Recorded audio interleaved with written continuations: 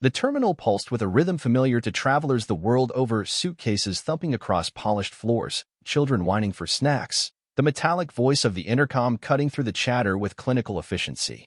At Gate B16 of Dallas-Fort Worth International Airport, Skybound Airlines Flight 612 was wrapping up its final boarding call. Final boarding for Skybound 612, nonstop to San Francisco. Group 1, please proceed to the gate, echoed a woman's voice, unbothered and routine. In the premium boarding line, Grant Langston stood with quiet ease. Mid-50s, dark skin, average build, his presence didn't immediately command attention, not that he wanted it to. Dressed in a soft gray sweater and tan chinos, he looked more like a community college lecturer than the chief executive of a billion-dollar aerospace firm. He carried no branded luggage or no timepiece that signaled wealth. His black duffel bag was aged and anonymous, just the way he preferred it. As Group 1 was called, Grant stepped forward. A younger white man with gel-slicked hair and a tailored cobalt blazer slipped in beside him, tried to edge ahead with a smug glance. The gate agent, a woman in her 20s, didn't miss a beat. "Sir, we're still boarding Group 3. Please wait," she said, as not even glancing at the interloper. The man offered a curt smile and backed off. Grant nodded, not to the man, but to the agent, then scanned his pass and moved toward the jet bridge. In seat 2A, Grant settled in. The leather was cool to the touch, the scent of fresh cleaning agents still faintly lingering in the air. Beside him, the seat remained unoccupied for now. Across the aisle, a woman with a wriggling toddler tried to manage her child's energy and a precariously balanced bottle of juice. 2 rows behind, 3 men in dress shirts and loosened ties murmured about logistics, digital platforms, and Q4 projections. Passengers began to shuffle past the curtain separating first class from the rest of the aircraft. Some peeked into the premium section with unconscious curiosity. A few held their gaze a second longer when their eyes landed on Grant. As if trying to solve an equation that didn't make sense, a flight attendant approached. Her name tag read Rebecca, mid-30s, blonde but neatly pinned. She wore the polished smile of someone who had mastered the art of appearing pleasant without revealing a single real emotion. "Would you care for some sparkling water or champagne before takeoff?" she asked. "Water, thank you," Grant replied, his voice composed. She nodded and glided down the aisle. A few minutes passed before the static hum of the intercom crackled to life. "Good afternoon, folks. This is Captain Barry Whitmore. We'll be cruising at about 35,000 feet on our way to sunny San Francisco. Estimated flight time, 3 hours and 30 minutes. Should be smooth sailing today, barring any nonsense from the peanut gallery in the back." There was a pause, then silence. The remark landed like a stone dropped in still water. The tone, smug, dismissive, laced with that familiar brand of tired superiority, didn't go unnoticed. A few passengers chuckled, others shifted uncomfortably. In row 30, a young black couple exchanged tense glances. The atmosphere subtly changed. Rebecca returned with Grant's water just as the air started to tighten. "Pilots, right?" she said, forcing a chuckle. "Captain Whitmore's. Well, he's flown since the Gulf. He's got that dry military sense of humor. Doesn't always land right." Grant didn't say anything. He took the water, his face calm, his eyes unreadable. "If you need anything else during the flight," she added, "don't hesitate to let me know." "I won't," he replied. In the rear of the plane, Jordan Rice, 25, black, activist, popular podcast host, and social media commentator, had his phone open. He caught the remark on video, his instincts sharpened by years of tracking bias and subtle digs. He clipped the audio, captioned it, "Racism at 35,000 feet, guess who's flying the plane," and hit upload. He didn't know yet who was sitting in 2A, and Grant Langston wasn't about to tell him. The plane took off at 1:48 p.m. An hour into the flight, the tension had ebbed just slightly. The sky outside was a soft blanket of clouds. Rebecca returned with a second round of drinks and a fresh smile. "Again, Mr. Langston, I hope you're comfortable," she said. "I really do apologize if the captain's words earlier came off the wrong way. He's honestly a good man, just a little behind the times." "Is that what they call it now?" Grant asked, finally turning to look her full in the face. She blinked, caught off guard. "I didn't mean it like." He interrupted gently. "Do you know who I am?" Should I?" "No. That's exactly the point." She stepped back, unsure if she'd been corrected or cautioned. Then he pulled out his phone and typed something quietly. When the plane touched down at SFO just past 5 p.m., Grant remained seated as passengers collected their belongings. One by one, they filed out, leaving him in the cabin alone with the crew. Rebecca returned once more. "We've landed, Mr. Langston." "I noticed," he said, without moving. Outside the aircraft, a black sedan waited at a private gate. Standing beside it, holding a folder and tablet, was Ellis Chambers, Grant's right hand and longtime operations aide. "How was the flight?" Ellis asked as Grant approached. "Informative," Grant said.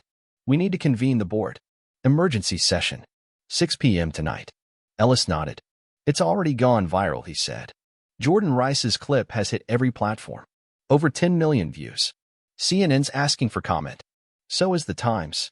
"Good," Grant said, sliding into the car. That night, a press statement from Skybound Airlines Board of Directors was issued, condemning the unprofessional conduct during Flight 612. No names were given, but the internet did its job. Within hours, headlines screamed CEO caught in first class during racist rant. Response silently, swiftly. Captain Whitmore had no idea the man in 2A was the CEO of the company, or that they shared more than a job title. They shared blood. The boardroom at Skybound's downtown San Francisco headquarters sat perched like a glass observatory over the bay. The view was beautiful, even if the mood inside wasn't. Grant sat at the head of the table. Around him were mostly white, mostly male executives, uneasy, shifting, waiting. Ellis stood silently near the door, scrolling through a stream of reactions. Trending number 1. NPR is doing a segment at noon. Twitter's on fire. Jordan Rice is booked for 3 talk shows. Grant didn't flinch. Russell Kane, COO, cleared his throat. Captain Whitmore has been with us for over 30 years. His service means nothing if he doesn't carry our values, Grant said flatly. Head of PR leaned forward. Public's demanding accountability. Not just a statement. Grant's eyes flicked toward her. He's not suspended. He's finished. Effective immediately. Russell's mouth opened, then closed. "And the attendant?" Ellis asked. Grant paused. She minimized it. Tried to smooth it over. "She's done, too." But she tried to de-escalate. PR offered. She offered excuses. Not the same thing. The meeting ended like a storm passing. Quiet, but electric. Back at her apartment in San Bruno, Rebecca sobbed on the phone. "I didn't even know who he was, Drew. He looked like any other exec. Quiet. I thought he was just pissed about the comment, not him." Her boyfriend listened in silence. "You smiled," he said. "You smiled on camera." Her apology video bombed. The line, "I didn't know he was the CEO," became a meme overnight. Meanwhile, Jordan Rice was everywhere. His video had cracked 20 million views. Booked solid. Civil rights organizations hailed him. College campuses invited him to speak. But he still had no idea Grant Langston had funded his college scholarship under an anonymous foundation 5 years earlier. Ellis brought Grant the file. "You want to tell him?" "No," Grant said. "I want to see who he is when he doesn't know I'm watching." Then Ellis handed him another file, personnel records on Captain Whitmore. Buried deep was a complaint filed in 1995. Racial slur. No follow-up. The name of the complainant? G. Langston. Grant froze. "My brother," he whispered. "You never talk about him," Ellis said softly. "There's a reason." In a dim golf club bar in Dallas, Barry Whitmore sipped bourbon. "They're saying I'm a bigot now." "Me. I flew in 2 wars. I trained black co-pilots." His drinking buddy didn't reply. "That guy in 2A, the buddy said. "They say he owns the airline." Barry laughed until he didn't. He looked it up. Grant Langston. The name. The photo. Same eyes. The glass slipped from his hand and shattered. Back in San Francisco, Grant waited on the edge of the tarmac. Ellis stepped up beside him. "He agreed to meet," Ellis said. Grant nodded. Inside the hangar office, Barry stood. Older, sallow-skinned, nervous. They hadn't spoken in over 3 decades. "Been a long time," Barry said. 32 years, Grant replied. Neither sat. "I didn't know it was you," Barry offered. "I wasn't trying to start anything." "It's not about what you meant," Grant said. "It's about what you said. What you always say." Barry looked away. "You think I didn't bleed too?" Barry snapped suddenly. Grant stepped forward. "You didn't bleed. You vanished. You let him erase me. And you helped him." "I was 18, Barry muttered. "You were old enough to choose silence." "I'm sorry." The words fell flat. Grant didn't blink. "Do you know what it's like to build an empire knowing you're not supposed to be in the room?" Barry said nothing.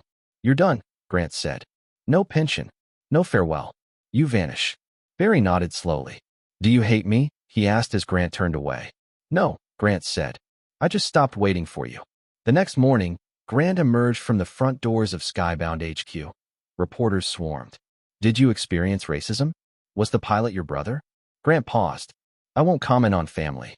But I will say this, silence is no longer protection. It's complicity, and we're done being silent. That night, he opened a drawer. Inside was an old photo. 2 barefoot boys on bikes, one dark-skinned, one light. He turned it face down. Jordan Rice received an email. Mr. Langston would like to meet. In a quiet meeting room, Grant extended a hand. You didn't wait for someone else to speak first, he said. That's why I want you on board. Help me build something new. Jordan blinked. I'm in. Rebecca Wallace started over. A small carrier in Oregon. No one knew her story. During training, a young hire asked, what if the pilot says something wrong? Rebecca replied, then you speak up, even if it costs you something. Months later, Barry submitted a petition to update his birth certificate. For the first time, it listed his full parentage, black mother included. He mailed a copy to a San Francisco P.O. box. No note. Grant filed it under family, a drawer with very few contents. At a leadership summit, a moderator asked Grant Langston what he'd learned. That silence is never neutral, he replied. You're either protecting someone or abandoning them. A year later, he sat in 2A again, Skybound's new tradition of silent flights to reflect. The intercom crackled. Good afternoon. We appreciate your trust, and we intend to earn it. In the cockpit, the nameplate read Captain J. Rice. Grant Langston closed his eyes, and this time he smiled.